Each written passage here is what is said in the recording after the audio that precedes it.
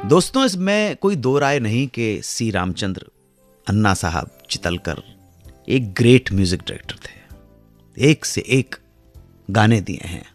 यूं तो उनकी जोड़ी के रूप में लता मंगेशकर का नाम प्रोमिनेंट है, मगर उनके करियर की शुरुआत में उनके अधिकतर गीतों को मखमली आवाज से सजाया था महान सिंगर शमशाद बेगम ने।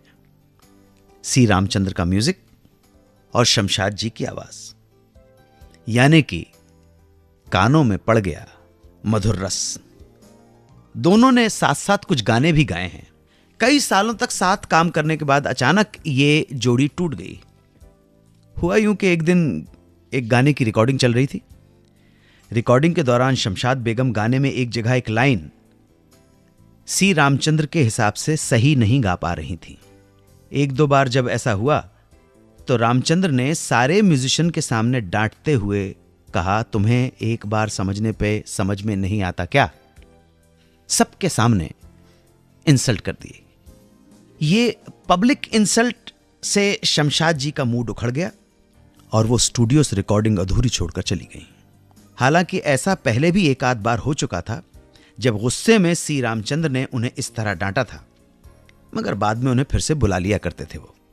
शमशाद बेगम को लगा शायद फिर से गुस्सा ठंडा होने पर उन्हें रिकॉर्डिंग के लिए बुलवाया जाएगा, मगर इस बार ऐसा नहीं हुआ।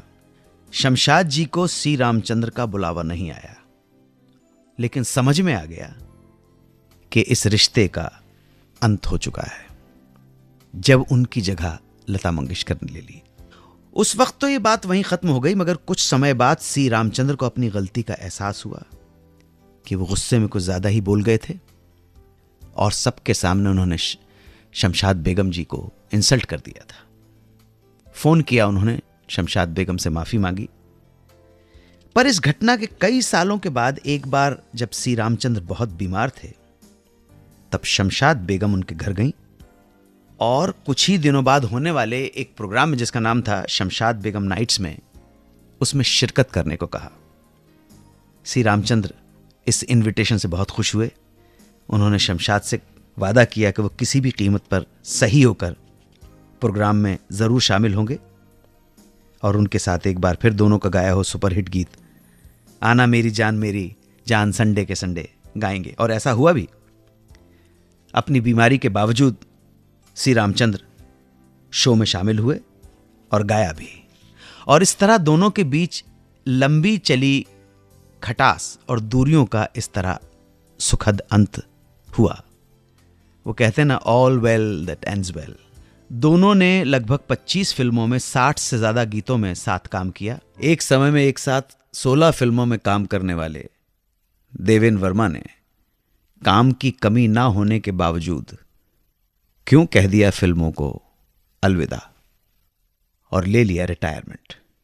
क्या थी इसके पीछे की कहानी, ये बताऊंगा वापस लौटकर। आप सुनते रहें सुहाना सफर विद अन्नू कपूर, सिर्फ 92.7 बिग एफएम पर। 92.7 बिग एफएम पर सुनते रहिए सुहाना सफर विद अन्नू कपूर।